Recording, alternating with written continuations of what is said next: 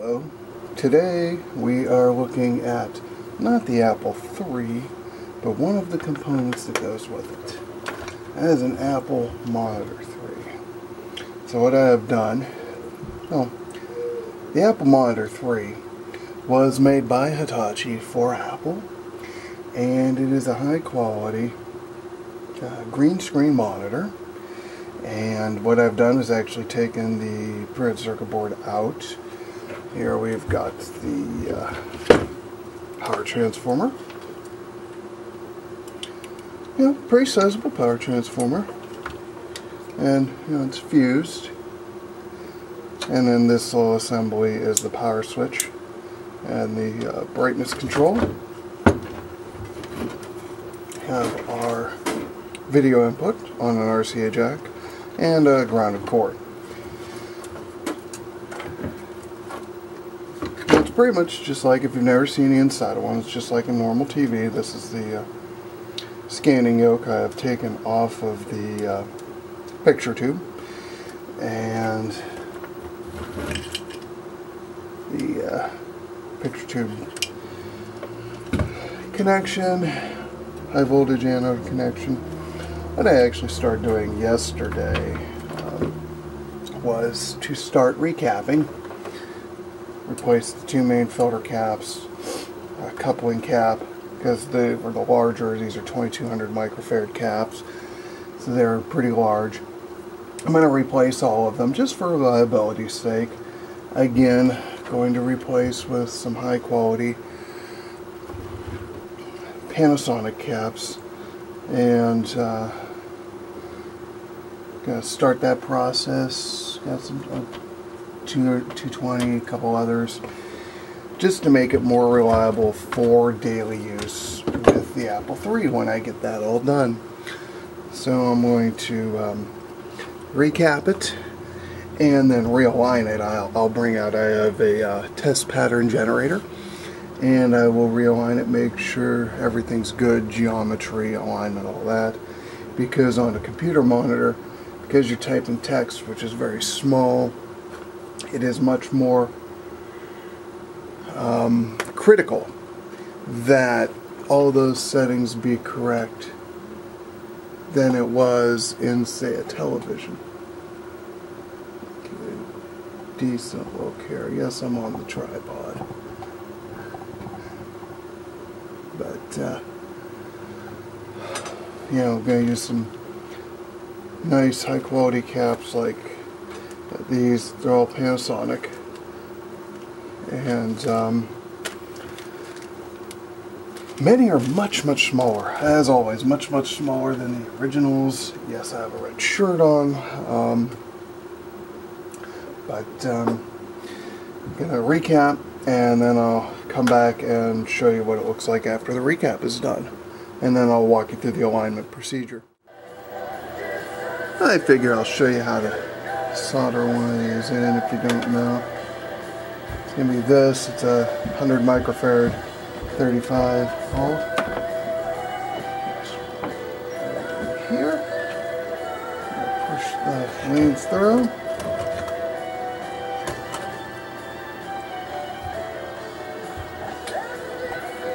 And I'm going to, come on. There we go.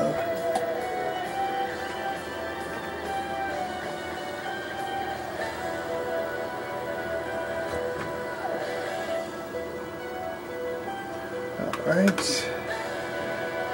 Soldering iron. And solder. Heat up the connection first.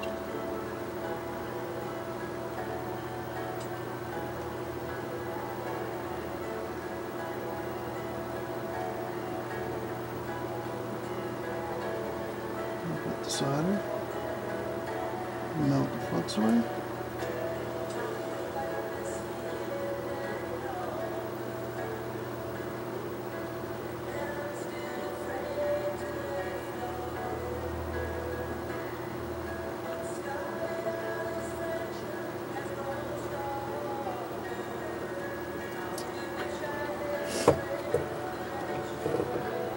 And take a pair of diagonal cutters.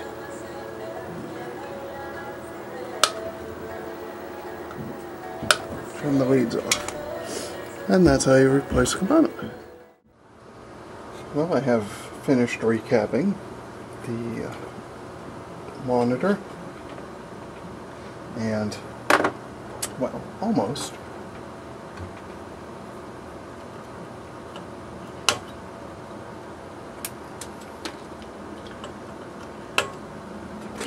Trim that lead on that capacitor. So, it does look a little different than when it was originally. There's still a couple original caps in here, just because I just don't have them. And what I'm going to do is I'm going to bring over the parts to the monitor, which is basically just the CRT in there and the case. Start putting it back together, and then hook it up to my laser displayer and the Variac to make sure that I give it a smoke test and haven't messed anything up.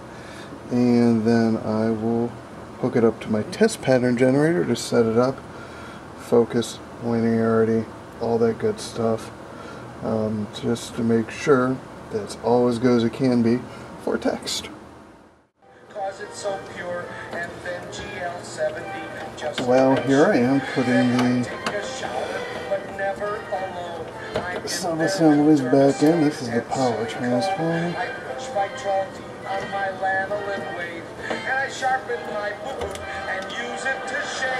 I already put the power switch back in. There's Tufson and Redson and Acrylam too, and Marfac and Melmac, and what else is new? There's Orlon and Corlon, and there's Accutron and Teflon and Bamlon, and so on and on. These wonderful words spin around in my brain. Each one is a mystery I cannot explain. Like, what does that blue magic whitener do? Does it make blue things? Pause this while I put that in. Alright, the monitor's together. I have it on the Variac down here. I have a laser disc playing, and it is on.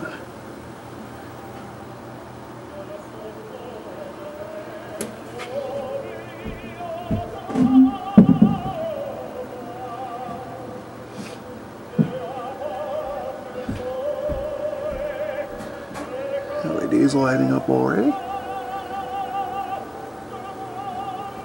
I'm not going to get much yet because it's only at 38 volts.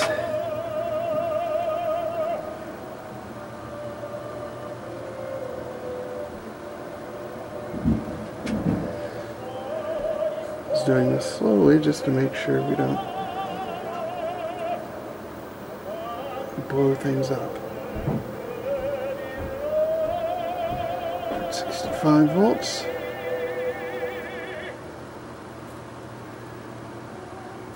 I can hear the high voltage on coming in.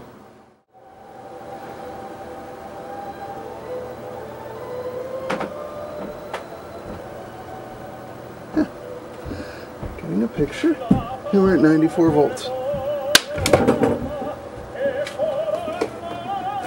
And that's something I didn't want to hear. Something's not right. The lesson we learned today is double check the polarity when you're putting in electrolytics. I reversed the polarity on this one here, and that's what popped. That's what blew up. That's what you heard. I just hope it didn't take out anything else, but I think it should be fine. Got another one right here, just waiting for the iron to heat up, and we'll get it back in. That's what happens.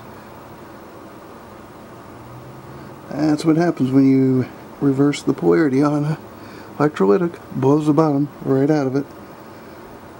Oh well, it's cheap. No harm, no foul. New one going in right now. We'll try this again. Monitor's hooked back up. Back on the variac at 0.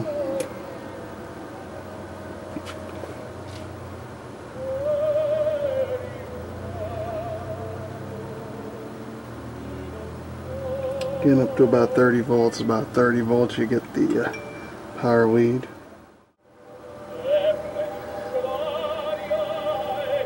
Gee, it's not rolling vertically anymore. Can't imagine why. Still only about 80 volts.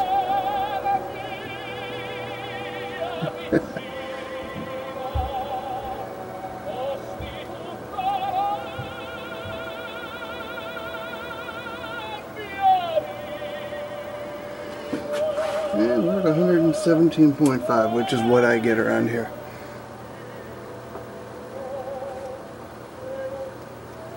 Mess with the brightness a little. Like this for about 5 minutes, see if it's still good. As of right now, looks pretty good. These aren't really meant to reproduce a television picture, but they do a pretty good job. I gotta adjust the brightness though.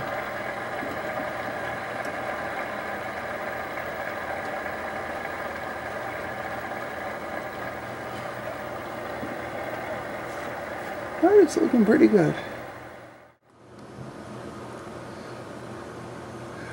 What we've got here is the Apple Monitor 3 connected to my Tektronix 1470 NTSC sync and signal and test signal generator. As you can see, the Tektronix is on, and we're going to set it for internal sync and convergence check. I have no idea if this is actually going to work. Okay.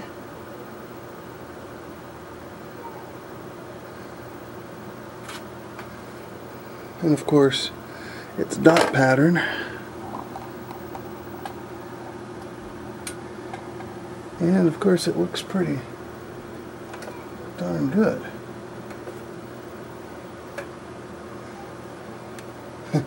It's a black and white signal, so there's no issues with convergence.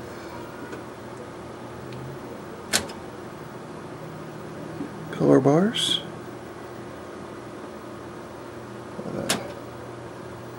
Red field, green field, blue field.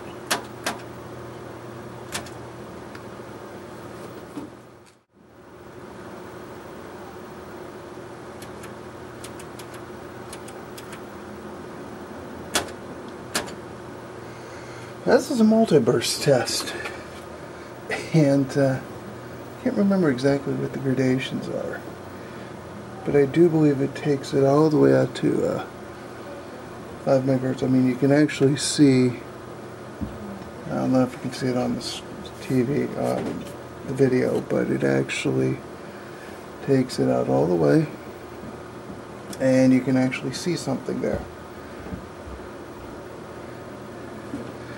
So